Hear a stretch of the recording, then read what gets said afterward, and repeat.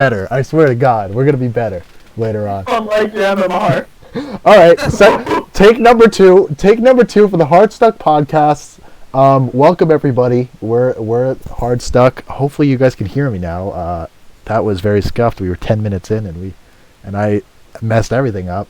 So Hard Stuck podcast. If all three of you didn't hear me the first time, we are low to mid level players, and we're here to talk about state of solo queue in our elos, patches, competitive games and teams. From our point of view, the lower elos. So we've heard all the upper elo, the cutie pies of the world, the locadokas of the world, the I will dominates of the world. But like, there's no podcast with people who are like us. So let's go through introductions. Let's go through. Session, you want to tell us about yourself? Okay, so unlike everyone else, I am the most boosted here. Allegedly. You won't hear that from me again. So I'm in top lane. I am a borderline Mordekaiser monster.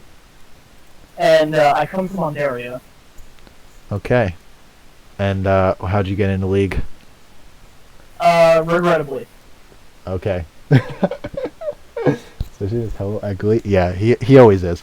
All right, Chris, you want to introduce yourself? Sure, I can introduce myself. I'm Chris.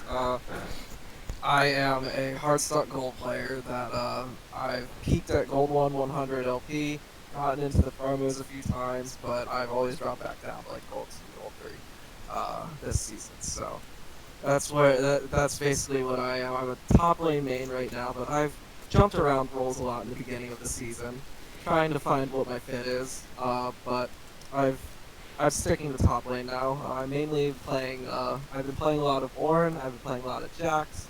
Playing a lot of Akali. Those are the champions that I like to play right now. So yeah, that's a little bit about like what I play. I'm from Eastern United States, and I got into the League playing when I was much younger. So Okay. Just a kid trying to find a game. Yeah. Yep. And my name is Trues. I'm Plat 4 80 carry main. Even though League of Legends is trying his hardest to get me back to gold with gaining 12 per win and losing 24 to 26 per loss. As I said, I'm an ADC main and I play a little bit of jungle. I'm from New Jersey, United States, and I got into League because my high school friends, we all got computers and we played pretty much at lunch. And I was full AP Garen top one trick until I played 6 Trinity Forces Ashe in top lane also. You could tell that I didn't know what items did at that time, so you could tell that it was a long climb for me to get to where I was. So yeah, okay. Hopefully everybody can hear everybody this time. Let's just make sure that the stream can hear. Really tell it by gameplay though. Yeah, you can tell that I still build 6 Trinity Forces on Ashe. Trust me. But yeah, let's start talking about the off season and in our point of view, as we have practically a plat, gold, and silver representative here, in terms of MMR over here, and we're counting on normal MMR. I played as Grandmaster. Oh, okay. Yeah, I don't think that counts. But we're gonna go down. We're gonna go down and talk about like individual roster moves because we're a little late on this off-season trend. But we're gonna go down and talk about the off-season moves by each team So let's start on 100 Thieves. Their top lane is Someday. Their jungle is Meteos. Their mid laner is Ryoma. Bot lane Cody Sun. Support Stunt. So the biggest thing that we were talking about session before we had to come back and restart it was what we were talking about. Papa Smithy. Yeah, I think Papa Smithy is like the biggest factor in this house roster I put together. Yeah. The whole fact that he was able to bring Cody Sun and Meteos back, which I think are very positive changes. I feel having a team that's able to I feel like Cody Sun and wants to be like the premier carry on a team, which I feel like he's able to do on 100 Thieves. Because Someday is one of those players that can be like a secondary carry, tertiary carry, and be completely fine and still win the lane. Sunday's consistent. That's what yes. Yeah. That period.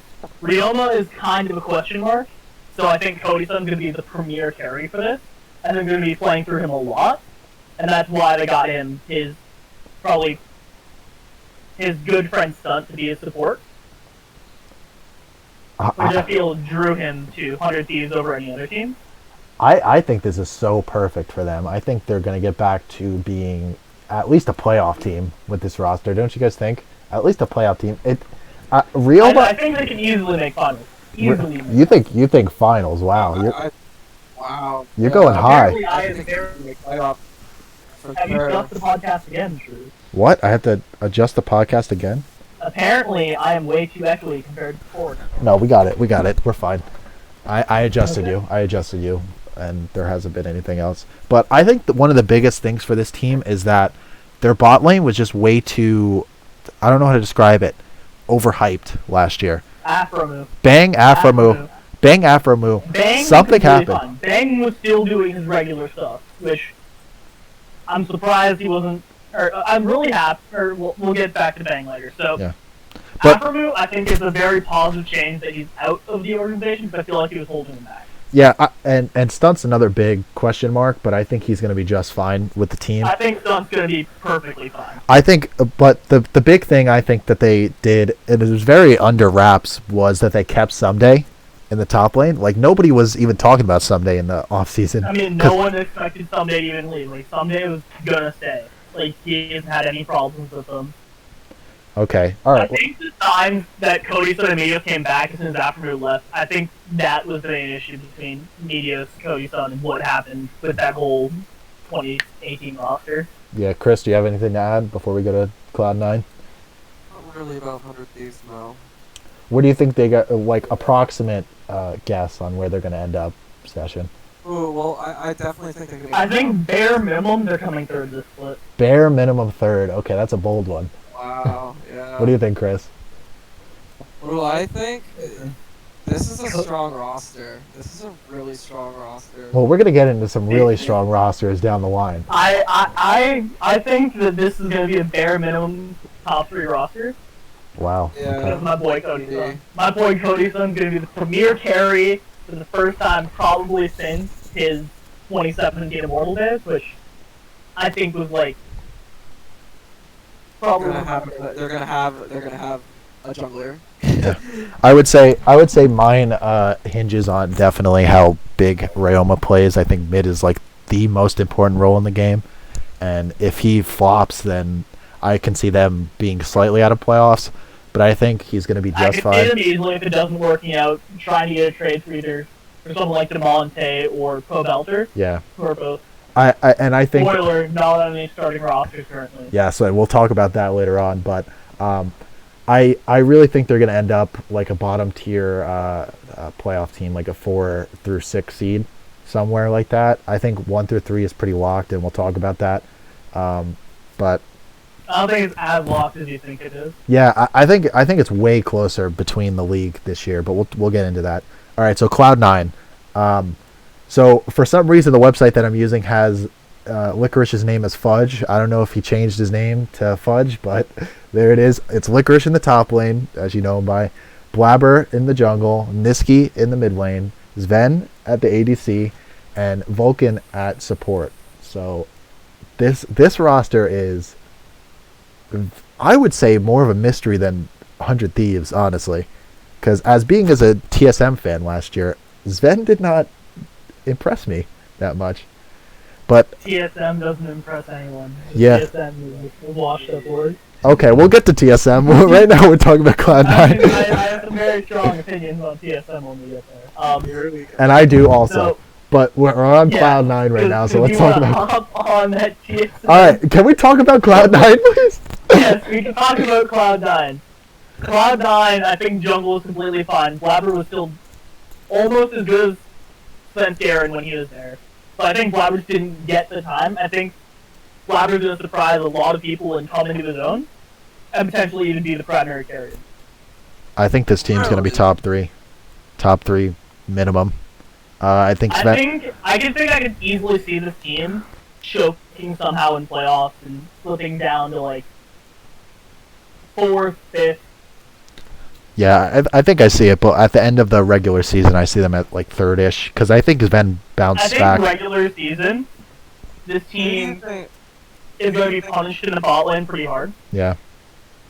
Which with the bot lanes that I'm like kind of just like glancing over, there's only like 2 or 3 teams maybe they win bot lane again. Yeah.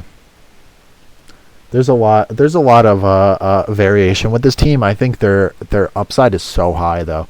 Like I think Licorice is head and heels above every other top laner in NA in terms of value, in terms of overall value. Yeah.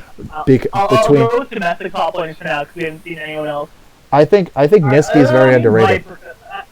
You know what? He's definitely one of the top laners. Yeah. I think there's a few top laners I'd still rather have over him. Yeah. But I mean, domestic, like the in terms of value, right? So Nisqy would have, or not Nisqy, sorry, Licorice. I can't even see his name because his name is Fudge on this website. But Licorice, like you don't have to import for him. It's so good. Like it's so good because that is a plus. NA is there is like one other domestic top laner that actually 2 other domestic top laners that I might want over him. One of them's controversial, but one of them you're just completely letting slip your mind, and is probably the best domestic top laner with an asterisk. We'll get to him in NA right now. We'll get to him later on. But anyway, where do you guys see them matching up at the end of the season? So I think this team they have a potential to be finishing first in the regular season. Okay. But I can also see them easily landing in 6th and barely making playoffs. Yeah. I agree with that. I think they're going to land somewhere in the middle, personally. What about you, Chris? I would be surprised if they missed playoffs, but I wouldn't be surprised if they did it at all. Yeah. What about you, Chris? I feel like they definitely could get like a running start like with this roster. Like they can start off really strong, but I feel like they might choke. Yeah. I don't know. I would say as a TSM fan, I really think Sven is very close to being done, but I think the rest of the team will just make him be his old self because they're so good in their respective roles. Look what they do with Sven Garen, another guy who got kicked off TSM. Okay, that narrative. All right, we'll get to it, but that narrative is so dumb. I think every time someone leaves TSM, their career gets better. Okay, we'll talk about that later. All right, CLG. If Bjergsen left TSM, he'd make cool fun. All right, we'll get to some. What the hell was that? All right, anyway, CLG. Top lane Ruin, jungle Wiggly, mid lane Crown, bot lane 6A, and support Smoothie. So the big roster move, or the 2 big roster moves they made was picking up Crown, which seemed to be like an afterthought for a lot of teams. Crown, I don't know why the hell Immortals let him walk. It's crazy. If I was Immortals, after that, I would do everything in my power to keep Crown. Yeah, I don't know what happened. He's one of those players who just will completely dominate mid lane if you let him roam free. Yeah, and then the Smoothie trade for Biofrost. I think that's more of just like a culture thing. Maybe Biofrost heard that TSM wanted him and he tried to force his way out. I'm thinking that's what happened. That could be it, because Biofrost is really doing well in the TSM system. Again, guys, we have no insider information at all. It's all speculation. It's 100% speculation. A lot of speculation. Chris, what do you think about this roster? It couldn't be like that. It could be like TSM wanted to move Smoothie and they wanted to see what options they had, or they had the opportunity to trade for Biofrost. I think they were 100%. As a TSM fan, I wanted Smoothie out, pretty much. A lot of people on the subreddit wanted Smoothie to be the one that stayed. Don't talk about TSM subreddit. That's the most toxic place in the League of Legends community. Well, a lot of people on there wanted, when they threw out prospective rosters, they wanted, one thing was obviously Bjergsen. Everybody wanted Bjergsen to stay, but Smoothie was the big one that everybody wanted to stay also, but they ended up trading him for Biofrost, and the consensus there was, hooray, BioDaddy's back. So You know what? Let's just get it over. That's not what you guys were saying when you guys wanted him gone in 20 like. Oh, I agree. I agree. You guys, DSM is one of the most flip-floppy flip-floppy fan bases in the entire league of like. People want to just win, and if they think that's the best way, they don't care about people's feelings. They just get rid of them. That's just how it works. Like a lot of people in league don't like understand the whole personal side of the game. Like if you flip-flop this guy and his feelings get hurt, and then he's bad. Yeah. So, like, a lot of people just like, oh, he's not producing? Get him the heck out of here. He's getting old. Yeah, like, you kind of saw that with the whole, like, when TSM decided to get rid of Double Whip. Yeah, it's like... He went on, like, Revenge and Reaver. Like, he was gunning for them in that first split. Okay, but what do you guys feel about Wiggly and Ruin? So I think Wiggly and Ruin are fine. They did okay last year. If they might have better pieces around them with Crown being mid lane now over PoE. I feel like it'll be like Crown, like carry. It's more like a side grade, in my opinion, because both the players are completely fine. Yeah. If they're gonna win, Maybe one out of CLG after like not having enough success. Wait, I can see that. Are they a side grade from themselves? Because they were the same last year. They weren't changed. I mean, I'm talking about like the mid, but Ruin and Wiggly, I think it's going to completely depend on how the rest of the team wants to like approach this. Because Ruin and Wiggly, I think, are okay players. But Ruin takes up an I import. could easily see them being replaced, but like, if CLG is in the bidding war for Xfinity, you know Xfinity, like. Yeah. So where would if you they guys? got Xfinity, it would be easily replaced. Where would you guys rank this team at the end of the season? When I'm looking at the rest of these rosters, I think this is a bottom 3 team. Yeah, this is bottom 3. I would say they're a 6 seed, a 6 or a 7. They're going to be fighting for the playoffs, but I think they make it. I have like, I honestly, I could see that happening, but I don't see it very likely. Yeah. Because just some of these rosters are so insanely strong. Yeah. All right, let's go to Dignitas now. Yeah. Let's go to Dignitas. Dignitas. Here we go. All right, here we go, guys. Here we go. The Dignitas. Talk about the coaching Give changes, me that money. Yeah. Who cares about the coaching changes? They don't play the game. Let's talk about how this roster basically they gave Hooney the money and then picked up everyone. Wait, let me go through the roster first. So it's Hooney in the top lane, Greg in the jungle, Froggen in mid lane, bot lane is Johnson, former TSM player, and support is Aframu. 2 former TSM players, so I guess we know who's getting next to MVP then, right? Yep. Greg. Greg is getting the MVP next year. Yeah, watch. You guys are like, Greg all of a sudden you like pop off or some dumb stuff. You guys are like, oh my god, TSM, why'd you get rid of Greg? Blah, blah, blah, blah. People are going to see this stream and be like, oh my god, they're so biased towards TSM. All they do is talk about him.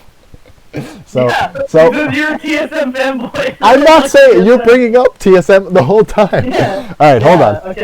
hold on. So the big thing about this team was the Hooney money. Hooney basically takes us over half of their player budget, which is absolutely crazy. Has scooped up. Like you kind of saw, like the rest of the roster got announced like kind of at the last area, right? But so they kind of like picked up like, oh, you guys want to still be in an LCS team? Well, look at the rest of these rosters are locked. Like, come play for this. They ended up with a decent roster. Like it was great. Other than Greg, I think support's kind of a downgrade.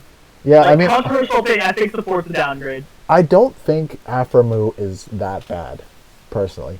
Aframu's not that bad. I think the form Vulcan was in last season with Cody Sun, I think they were just probably one of the best bot lanes in the LCS left. Okay, so Froggen, a lot of the big thing is that the big narrative among the higher elo streamers is that Hooney is going to demand Greg to go one place, and Froggen is going to demand Greg to go another place, and also Aframu has a big voice in the team. Yeah, so this is a loud bunch. It's going to be a very chaotic. I think this could be like a 2017 kind of 100 Thieves type of thing going on again, where people like try and get out. I think it's potential. Greg is just going to be sitting there, not knowing who to listen to. Yeah, I foresee that. So let's go into what they're going to end in. So where do you guys think they're going to end? I think they missed the playoffs. I think they missed the playoffs also. What do you think, Chris? Yeah. I don't think Huni is enough to get you over the hump. Well, is Huni gonna 1v9? I don't. And then basically what it comes down to, because if Huni's getting all the resources and he's like 2016 Immortals Huni, like, yeah, I will put my Is it funnel Huni, right? Like, yeah. Is this like is Grid gonna be Reign over 2.0? Yep. So, let's go on to Evil Geniuses, because I think that was enough for This bashing on is Huni. one I am excited about. Okay, let's go through Como in the top lane, Kumo in the top lane. Jungler is Fence Garen, all acquired through a trade from C9. Mid lane is Jizuke from the LEC. Bot lane is Bang, and support is Zazel, also coming over from C9. So this is the big thing about this team was the trade that they got. So done. I think this roster is kind of insane. So Kumo really proved himself when Licorice was injured last split. He popped off. He was like, basically, it felt like Licorice didn't even go away. So I think this guy I might prefer over Licorice. Yeah. Just from what I've seen of him, is he hasn't had like a lot of time to, like, get into a system. So I think guys will miss this guy. I like this team. he's worth like keeping your eye on. Yeah. He's worth keeping your eye He's on. definitely a player you do not want to miss in This game. one. He's not like Yeah. Golden Guardians from 2018 or something like, oh yeah, we can just turn this off. You already know how this ends. I like this team, but they have like so many question marks. Like I honestly think Zazel is probably one of the most overrated I don't think players. there's any question marks for this team. I think Zazel is one of the. Maybe the only question mark is if Kumo can hold his form going as being subbed in. Well, I also think that Then Zazel. Aaron Okay, let me and finish, bro.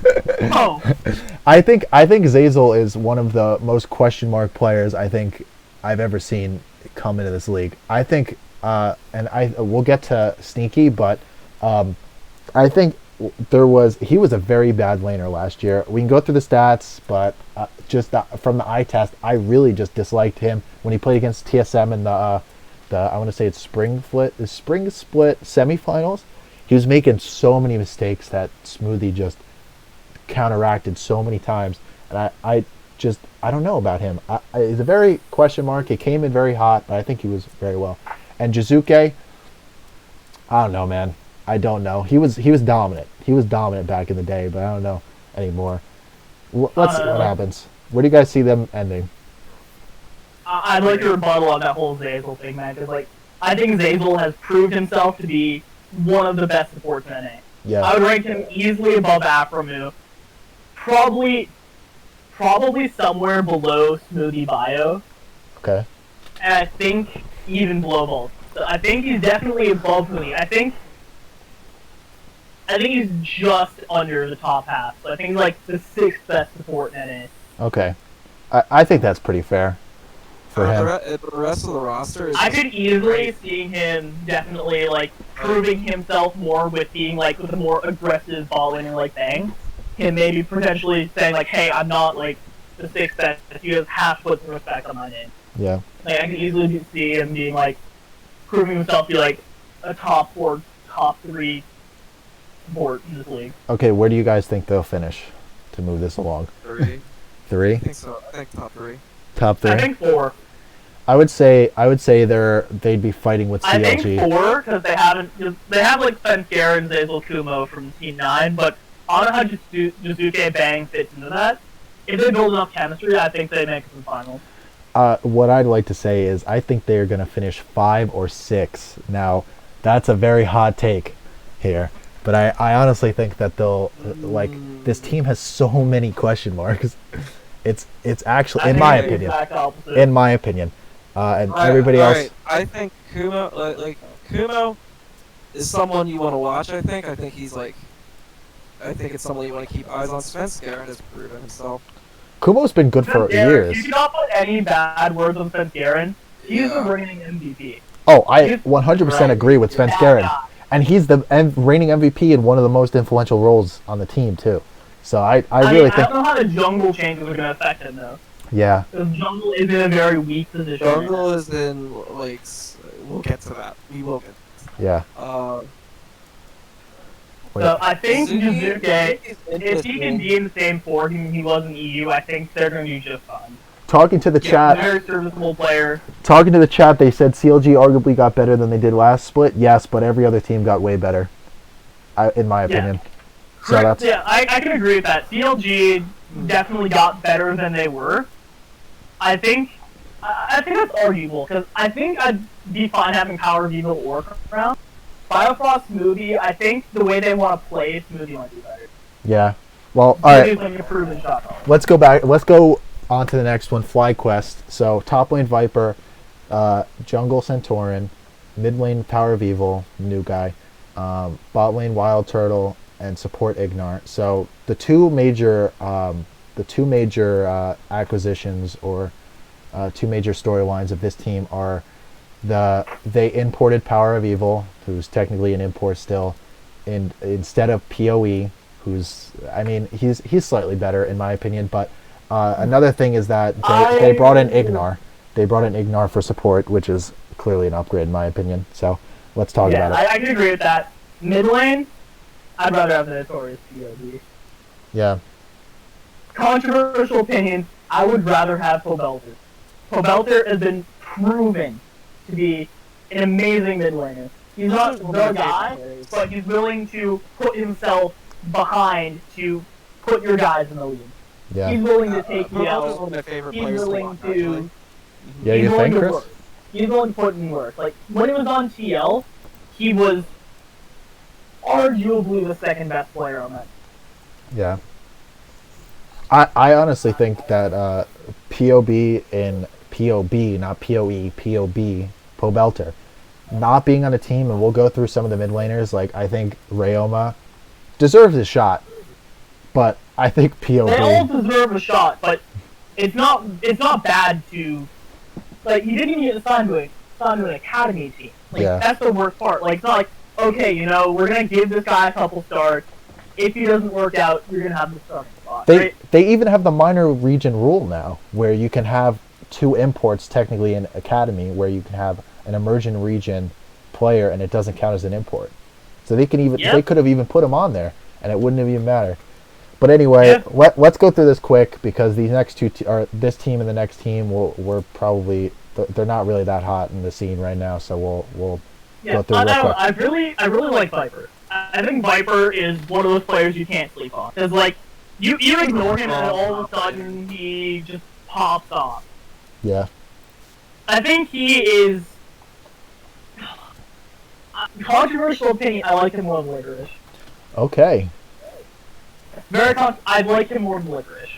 I personally think that they're decently close, but I think Licorice takes it because of his ability to play other things other than carries.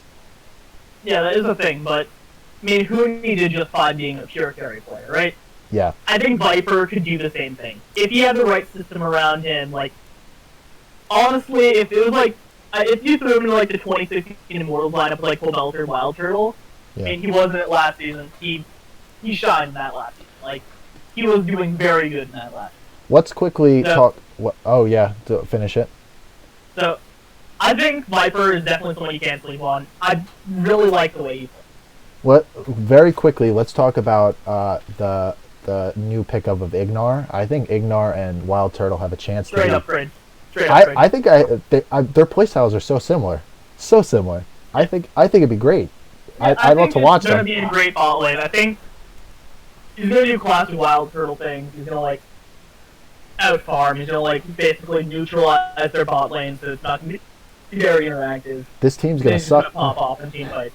This team's going to suck, but I'll love to watch their bot lane. All right, final thing. I could easily see them making playoffs. You think they'll make playoffs? Okay, what do you think? I could see them making playoffs. I wouldn't be surprised if they don't. But I could see them making playoffs. Okay, Chris, what about you? That's kind of it's kind of like a. I could easily see them. Yeah. They could sneak up. They're gonna be 7-8 for me. I think they're gonna be. It wouldn't be the first time they snuck into playoffs, man. Yeah. All right. So Golden Guardians. Let's do this very quickly. The top lane Haunter, jungle Closer, mid lane Golden Glue, bot lane FBI, support Keith. So they got a lot of storylines. They got practically a whole new team other than the ADC and top lane. and the support, I guess, he role swapped. This team's going to be terrible. Are we all going to agree? It's going to be bad. They're going to be bad. I don't know. I think contract is on the decline since he left C9. Oh, yeah. I'm interested to see how Closer does. Golden Glue, it's nice to see an NA mid laner on a roster. You know, we haven't seen any mid lane or NA mid laners up until now. So have they told us why they didn't pick up Pobelter instead of Golden Glue here? Either Pobelter or even Devontae. Yeah, like why didn't them two get? I think they already had him on the academy roster last season. Oh, okay. I could be wrong. I think they already had him on the academy roster and they were impressed with how he played. Okay. All right. Well. So these were like first-hand experience. All right. So. In fact, I can just scroll down to their academy roster that they had last season. So they did not. Well, I was just speaking out of my ass there. Well, anyway, what? Yeah, I don't know. It could be like maybe they like his style more or something because they maybe were like looking at the old footage from when C9 was doing like the jungle mid to 2-man units with Jensen, Golden Blue, and Blabber, Transparent. Okay. So let's do this quickly. Where do you guys think they're gonna end up? I don't really see anything more. They're not making playoffs. No playoffs. Yeah, I would say they're fighting for last place. Either they're last or they're second to last, and that's about it. Free my boy Hanser. Get him out of there. All right, so. What, you want him back on TSM already? No, I don't. But anyway, let's go on to the next team, and let's make this quick. Immortals, baby! Let's make this quick. They're back! So, they're back in the OCS! So top lane, so as jungle Xmithy, mid Ica. Yeah, we got Xmithy. You can suck it. Bot lane. You over the off. No, cut it off there. Cut it off there. We got Xmithy. We got Xmithy. Okay, so Xmithy just makes up for everybody else. Yeah, Xmithy too good. Just give us the title. So he got the last 4 championships, man. You can't argue with the guy. This team has to be towards the bottom. I'm sorry, but it has to be. Nah, they're gonna make playoffs. They're gonna surprise people. I actually think Hakuo is good. I don't know. I think Hakuo is great, actually. I think Hakuo is definitely not one of the best supports in their region, but like, don't sleep on him. He's NA. Yeah, and finally the Apollo Hakuo duo is broken up, but they do have Apollo on their academy. Of course, they're ready for it. They're ready to put it back in. They can still bring in the duo if they feel like it. What is the story behind their mid laner? I don't know much about Icon. Me neither. So he was on Winter Fox apparently. Oh, okay. I believe it was. Sorry. Let me double check. I'm gonna go to this page right now. Well, from what they were saying, like they were like, he's like another French player. You know, they're setting the French colony still in a. Well, I think Xmithy, did anybody else hear the rumor about Xmithy getting practically like a bidding war between TSM, Immortals, and like a few other teams for Xmithy, and this team offered him like ridiculous money? Yeah.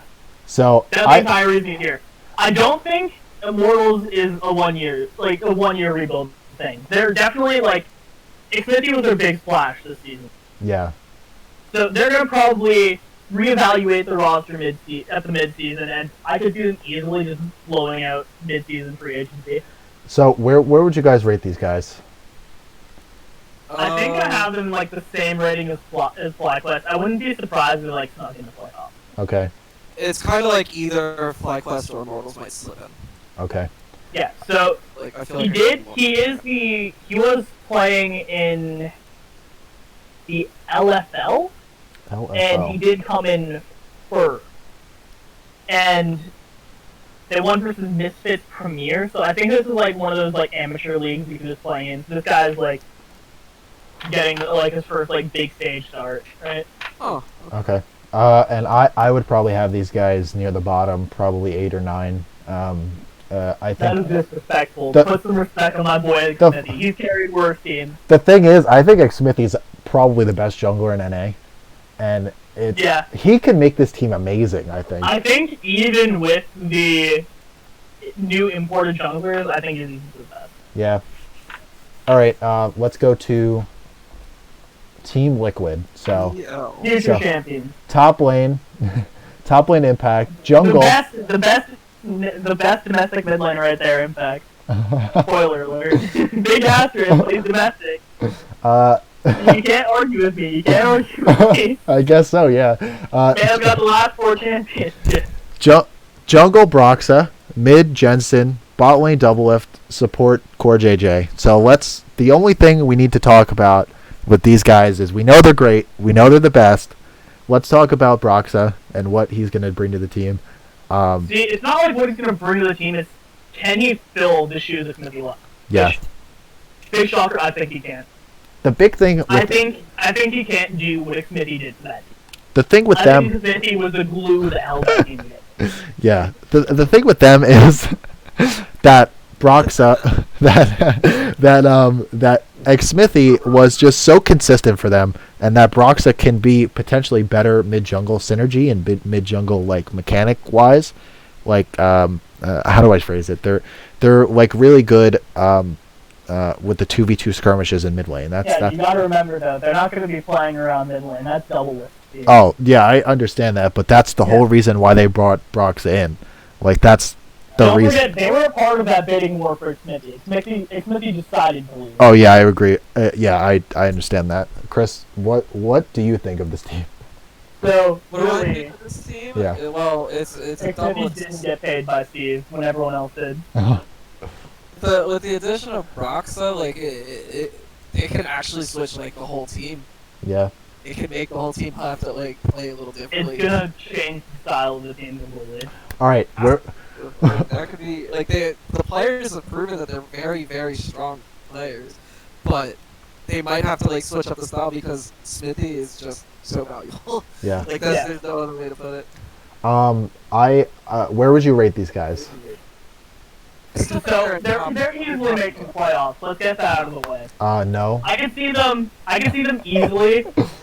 If Broxa doesn't fill the shoes that Smithy left, I can easily see them going out in semis. Yeah, I would say that. I think they're anywhere from 1 to 3, but I think they're very highly likely to be 1 again. And I think I can see them anywhere from 1 to 4. Yeah. Like I said, my top 3 team is 100 deep. Yeah. Okay, Chris, what do you think? What do I think? Probably top 3. Okay. All right, let's go to the best team of all time. Totally not biased, by the way. What do you mean? Worst team in the last 2 years. TSM, Team Solo Mid. So top lane Broken Blade, jungle Dardoch, mid lane Bjergsen, bot lane Kabe, and support Biofrost. So this team is 100% different other than top and mid. Do you guys have any hot takes? Yeah, I have a hot take. They're going to choke. They're either going to go up to 60 or miss playoffs. Wow, okay. That's odd. No, I'm kidding. Yeah, they're going to choke. TSM's got this choking gene left. Contrary to popular belief, I am not a blind TSM fan. I know that. I think I was part of the silent majority of people who wanted Broken Blade out of there. I really dislike Broken Blade. I think he's very raw. I think he should, with the new import rule where they can get minor region players in Academy, they should have moved him down and tried to get Someday up there. But other than that, I think this team is very, very solid in every other place. I think Dardoch is the biggest question mark, which he has a very high upside and a very low downside. So he's probably the biggest question mark, him and Broken Blade for me. I think this team's going to have a lot of internal conflicts on either is Dardoch going to become a ward, or is the team going to empower Dardoch to do what Dardoch does? Yeah. I was definitely. I think this is going to be like. They're either going to be Bjergsen and 4 wards, or are they going to be like half a team? Yeah. Like. And 3 wards. Yeah. All right. So where do you guys see them ending up? I have a lot of feelings from the best in the West bot lane TSM with Kobe in. Yeah. I have a lot of feelings of it. I'm just best in the West, just sitting in the back of my head. I'm triggering some TSM fans here when I bring up those words.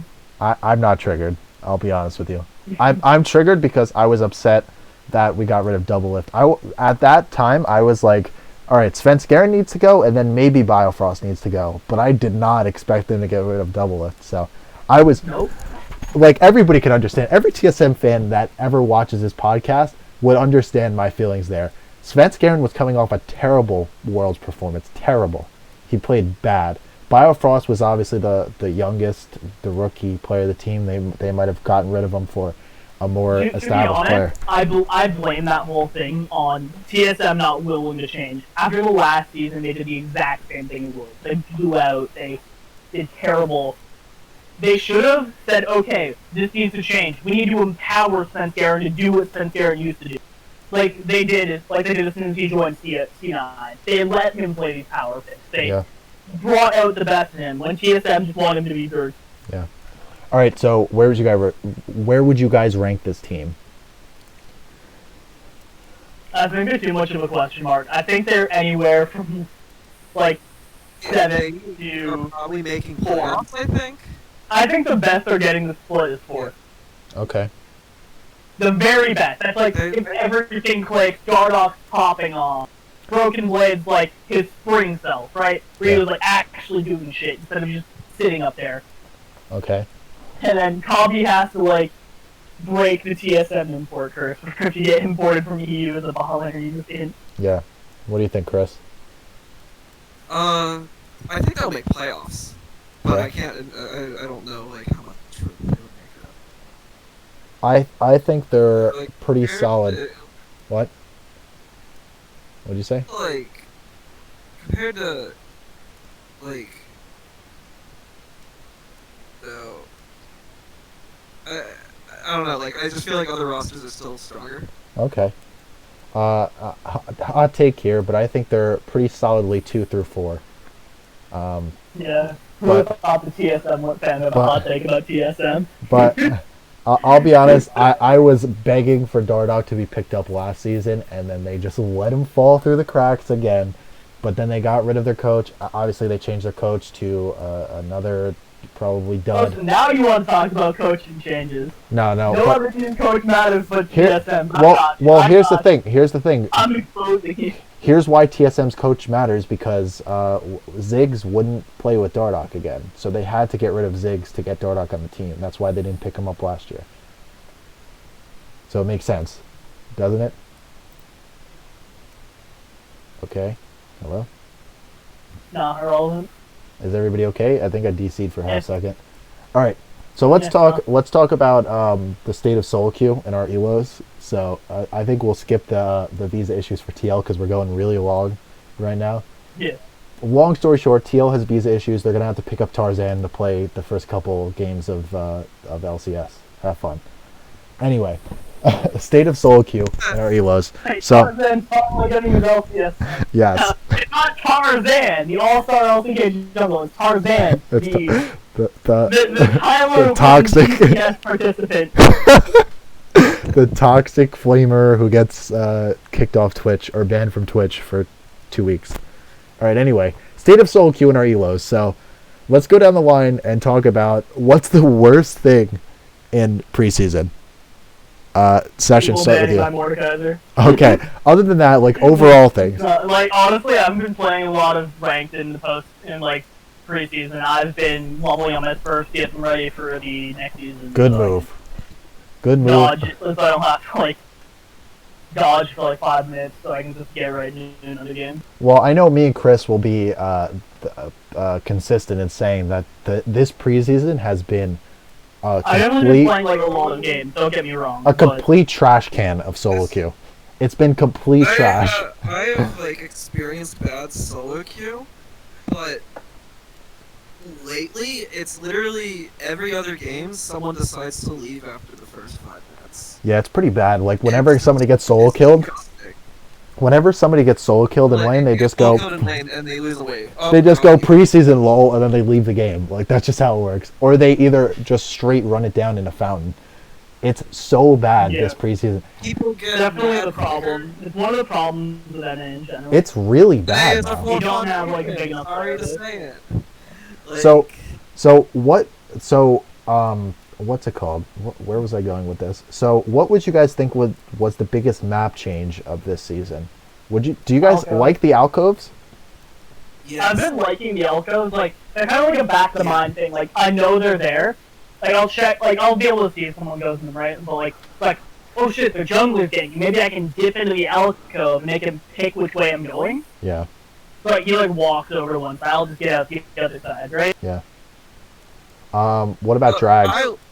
I like the. Can I go on about? Oh yeah, go. The alcoves, like, there's so many like useful utility to it. Like, number one, if you're playing someone like Poppy, you know, like you could use the alcove to like pass into the wall and you could bait the enemy into there and like actually get kills and win trades doing that.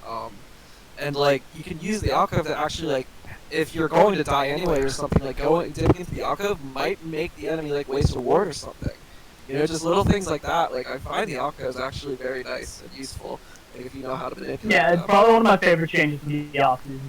Yeah, I'd probably say the dragons, once they're finally balanced. The dragons are okay. So, like, I've been finding myself, like, if it's first Dragon Ocean, I'll pick it. If it's second Dragon Ocean, I honestly kind of, like, throw it to the enemy team. Because, like, triple of any of those other drakes feels great. Yeah. But like, if it's Ocean Rift, yeah, I want those Ocean Rifts, because the Ocean Soul is so good. But it's like, okay, I'm only getting, like, one Ocean. What is this really gonna do? It's gonna kind of help my siege, but not enough to where it's, like, really impactful. Yeah. It's like, last season you pick up an Ocean, we're like, okay, like, maybe I'll get a second one to spawn to, like, really pop off, right? Yeah. Because all these dragons are weaker than their previous versions, because if you were just, like, all of a sudden, oh yeah, I get 4 of the old Infernal, right? That's like nearly 40% AP and ADX. Yeah. Well, I think that we're getting 4 of the dragon in comeback scenarios. Well, let's not let this go too long. I really think that the dragons are really OP right now, currently in the patch. I'm pretty sure it's 9.24b right now. Currently, we're very close to 10.1. It's 5 days away. I really think that the junglers really need to start realizing in these elos that you need to play bot side now. Like, they were mainly playing towards like this weird bot lane top lane thing, and especially plat gold, where I am, where they play. When I'm in ADC, I never see my jungle in bot lane. I rarely ever see my jungle unless they're decent. I mean, to be fair, like, jungles are a very weak situation. Like, if they gank you and it doesn't go well, like, it's not like a perfect setup and they get ahead off it, they lose so much. Right now is not safe. But I'm just saying, right now in this meta is not like the same. Like, this is a perfect. I'm not saying gank. Where you just kind of like chill. I'm not saying gank. I'm saying play around the bot side, so when dragons come up, we get prio and we come go get that dragon. So Rift Herald is very good too, because you did get rid of them. Counteract that, yeah. Like, if you get the first one, that's cool. You get money, right? First one is money. Second one, that's map pressure. You could get an inhib off that second Rift Herald if you're smart. Yeah. Like, imagine, like, that's huge. Like, that's so a very snowbally top laner, right? Like, very snowbally top lane matchup, and it's like 0-0. Yeah. You pick up the Rift Herald, you drop that shit top lane, and all of a sudden your top laner is snowballing because they got 2 plays. Oh no, I agree with that, but I just think the outlasting of the dragons with all the stats that they give you towards the late game is just so much beneficial than 2 plates. Yeah, definitely late game dragons are better. I think early dragons are a tiny bit worse because you can't stack them. And the soul is pretty much an insta win. I'll ask you this question: how many Elder Dragons have you guys taken this season? Actually, I think like 5. Like, more than I thought it would be. It's not a lot. I've taken more than I thought I would, but honestly, like, in most games I'm playing, the game ends before like 25 minutes. That's what I'm saying. As soon as you get Soul is the new Elder Dragon. As soon as you get Soul, the game's over, in my opinion. I mean, ideally the game should be ending way before that. Oh, yes. Well, I mean that if you're talking about if we're talking about quote unquote meta and what should be done, it's to end the game as quick as possible, right? Yeah. To win the game and to like close out your lead as soon as you can. Doing that would be using 2 rifts. Yeah. Well, Rifts would be more important in that sense. The thing about the dragons being better, though, in my opinion, is like we are playing in elos where people are making these mistakes. People are not optimizing their paths to where they're taking both rifts and like utilizing the tower pressure that they can have with them to where it seems like it's negligible to compared to the dragons you see most times because one team is just getting all the dragons. That's why I also think part of this, maybe like some of the stuff from last season, like your red side jungle is just like infinitely better than your blue side jungle. So people are like, oh yeah, I gotta focus on my red side jungle.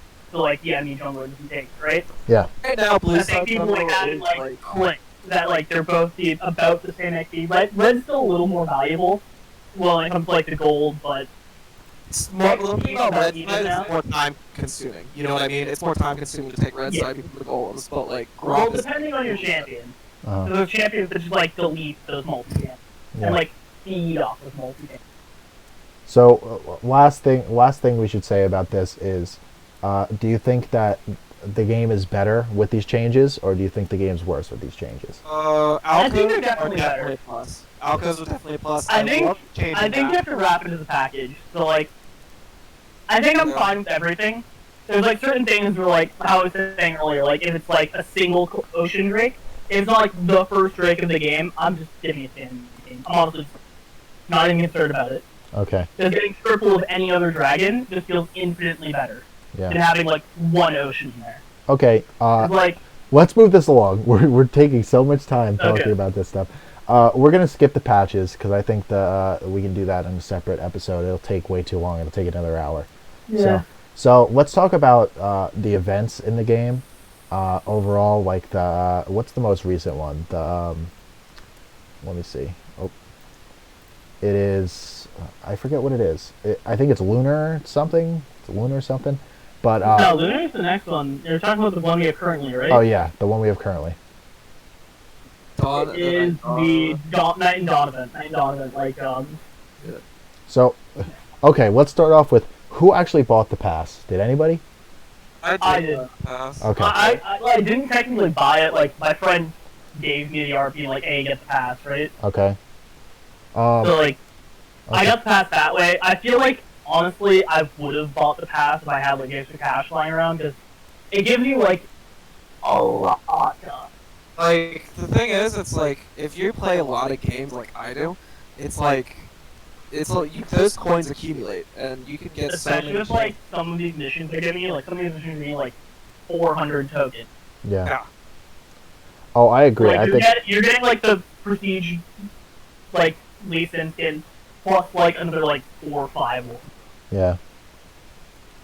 Well, I think, other than that, I think they're very much the same personally. I think all these events are so similar that they're getting so lazy. It's like, okay, they get, all right, it's the same They're basically formula. just themed around certain champions. It's the same formula. I guarantee you the next pass is gonna have something to do with the champion set. But it's the same formula. It's like, okay, you can get the chroma, you can get It's that not like prestige the skin. old ones where like you have like these like special game modes or whatever, right? Yeah. Like sure, we had like Poro King around for this one, right? But like, who wants to play Poro King? Yeah. I would rather they just kept Urfall. Yeah. So one last thing for events. It's very real quick. We're trying to get a lot of stuff in today. Prestige skins. What do you guys think about them? Do you think they're healthy for the game? Unhealthy for the game? Do you think they're money grabs? Do you think they're like really nice to have in the game? What do you guys think? I think they're a nice option. They're a nice option because like it's like they put out the regular skin and they have like, oh yeah, there's like this version of this skin has like different colors, right? Like the best example of this is like the Prestige Blood Moon Aatrox. Yeah. Because like honestly, the Prestige Blood Moon Aatrox is like heads and tails better from regular Blood Moon Aatrox in my opinion. Yeah. But that's just because like I feel like the animations like are so nice in that. But like some of the ones like the Star Guardian Prestige Nico, I like the normal skin better. Well, yeah. It's just like they're very hit or miss. Okay. Chris, you have anything to add there? Not really too much to add. They're just shiny skins. Okay. Like- Yeah. I If you personally, like the gemstone skins, I I personally, do like gemstone skins too. I like the gemstone skins way better than prestige skins personally. I think prestige skins are. I like them too. I like the gemstone skins more, but I feel that they have like the same feel. You know, like it's a premium option.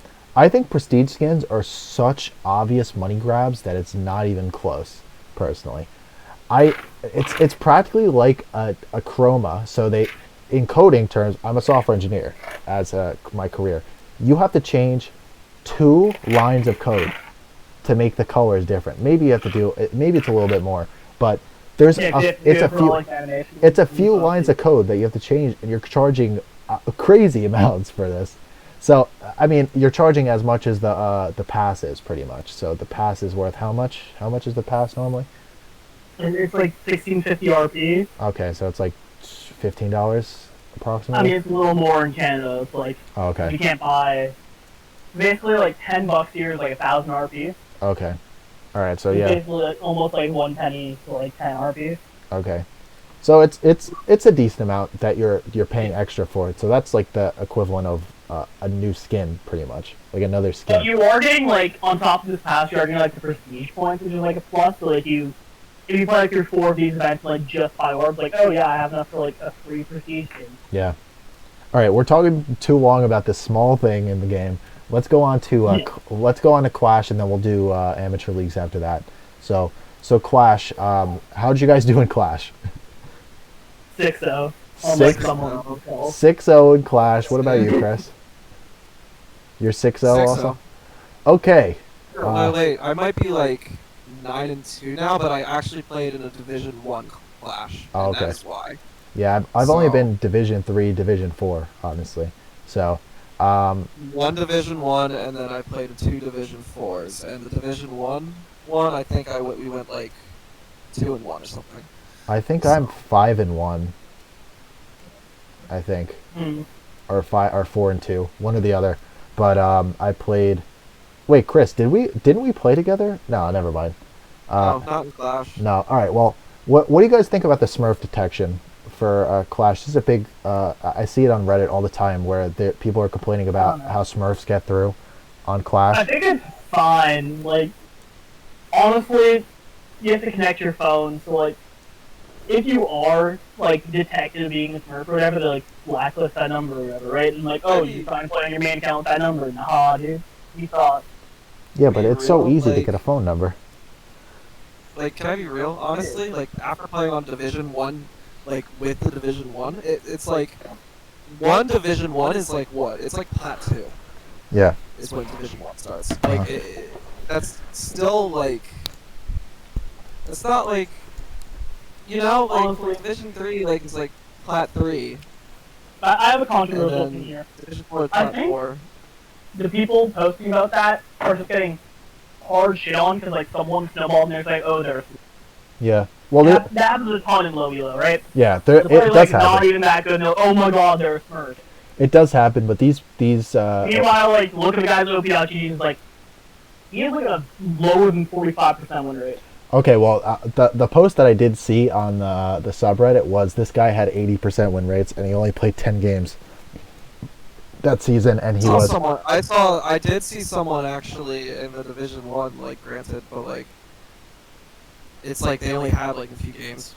So, the big thing is that the Smurf detection isn't that great, but I don't think a lot of people are trying to Smurf.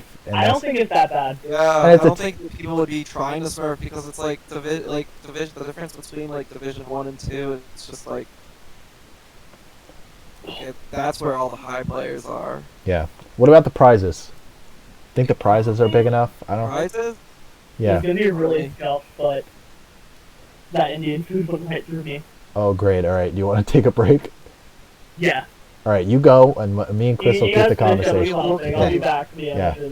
So, I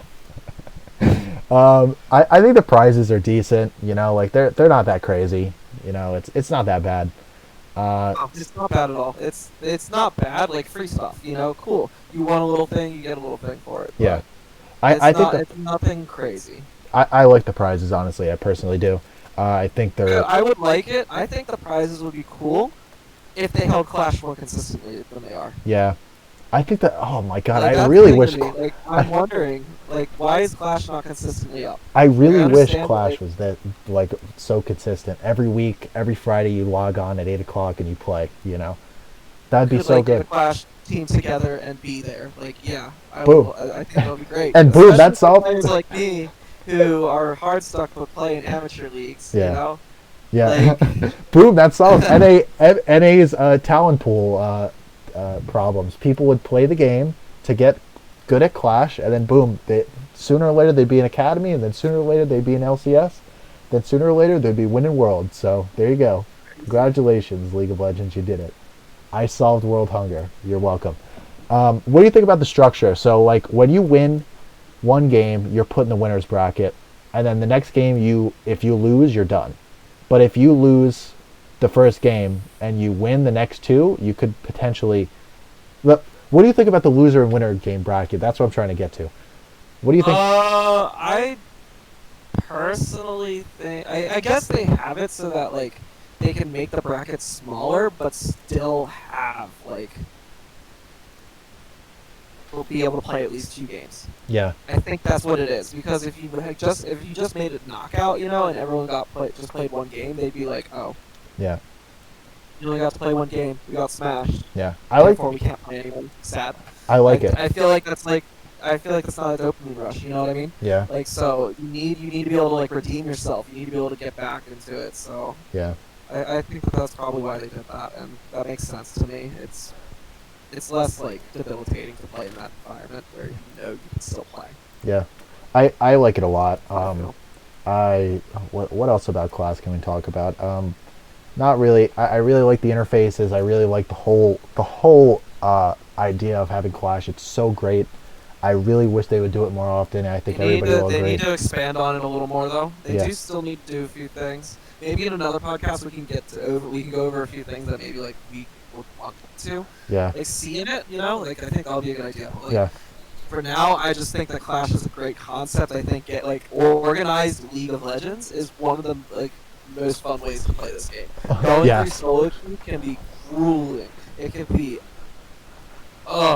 something that's just, it can drain you. But when you're playing with a team of people that you actually enjoy playing with, it's a totally different experience playing this game. Yeah. It's totally different. Yeah. And a lot of people like that way of playing. A lot of people like playing solo. But I think we're Absolutely, it's to each their own, you know? yeah. Considering we're all on a team, right? We're all on different teams pretty much in amateur leagues. I think we can all agree in this podcast and especially Session. I'm pretty sure he's on a team unless he flamed somebody and got kicked, which he does very often.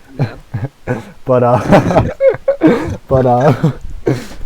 what was I gonna say? We all like playing in a team environment. I don't think any of us prefer playing by ourselves in this game. I actually, like, we compete. The team that I'm on currently, we compete in Gold/Platinum League and Platinum leagues. Okay. And I am right now, you know, Gold 3. And it's just, you know, it's so satisfying to have, like, those moments where I'm in this game, I know the enemy is shit talking because they see my OP.GG before the game, Yeah. and they're like, oh shit, this guy is just a fucking hard-stuck gold player that plays way too much League of Legends. And then I smash them. It feels so good.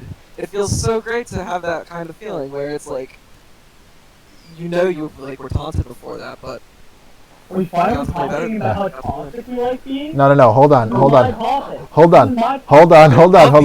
We kind of leaked into it, but we're getting into the state of amateur league. So for all of these people, a lot of people don't even know that there was an amateur scene of League of Legends. So I think it's also like a regional thing. Yeah. I think that it's much less popular here in the U.S. So let's explain it. So I mean, like to a be lot of fair, it's a lot of what I've seen play a lot of low Euros. Yeah. I don't want to go to the higher Euros. there's a lot. It's various. Where the amateur league should be is at the higher. There's a lot of various leagues. So like there's a bunch of leagues that are amateur. One of the biggest ones is Risen. I think Garbage. all of us have competed at that so far, right, Chris? Have you competed in Risen yet? I'm pretty sure I have. Okay, I think you filled for us sometimes, but It's one of the biggest shows that I've Filled in done. Risen. but I I'm have just the Risen I'm Discord. using it as an Yeah. example to explain it to people who don't know what amateur is. So The way they do shit is so fucking random. Like, you can't sign up for the full team. yeah, they do it now, but it's called different things. But I'm just trying to explain amateur teams for people who don't know. So amateur teams or amateur leagues are leagues that you can play in. They have an ELO requirement, so you can't be over. Some leagues do points leagues, so if you're plat 4, you get 15 points, and your team can't be over 40 points. So there's a point value for gold 4 to plat 1, and you got to get under the point value. There's some leagues where that you have to be under a certain rank, like your full team needs to be under a certain rank. I personally enjoy all different ones. Right now, I'm on a team called FDC Maelstrom. We're currently in between leagues right now, but we're scrimming. You do scrimming. You do all this preparation, and then you play league games. It's great competition. I really enjoy it. Chris, I still think the best example of an amateur scene is the TCS. It is probably the shining example, probably the best amateur scene you have. Yeah, but because we have actually high elo players willing to sign up. But we have expertise on our leagues here, so why don't we talk about that? Because a lot of people know TCS, but they don't know Risen. You know what I mean? They shouldn't know Risen. You should avoid Risen like before. All right, what about Blue Otter? Let's talk about Blue Otter, so you don't have a personal bias.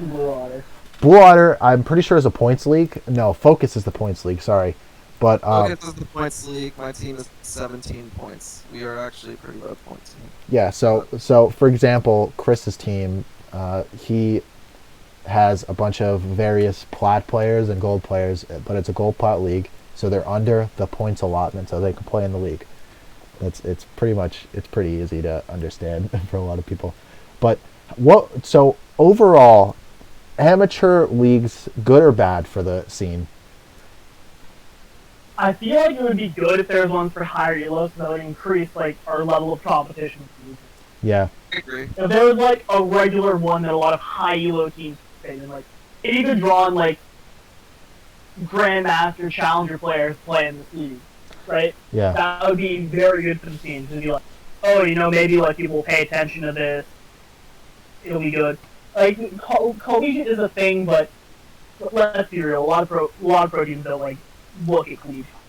So yeah, I hate to use Risen again because I know your personal bias against them, but I have a very personal bias, especially the fucking owner.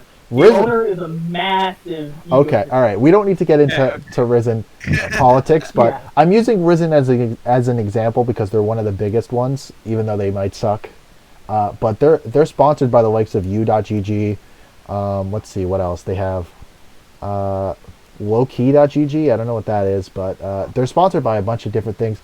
They get these prize pools through these sponsors, from what I think happens, and they give it back to the players. So I think it's great. I really enjoy playing in these leagues.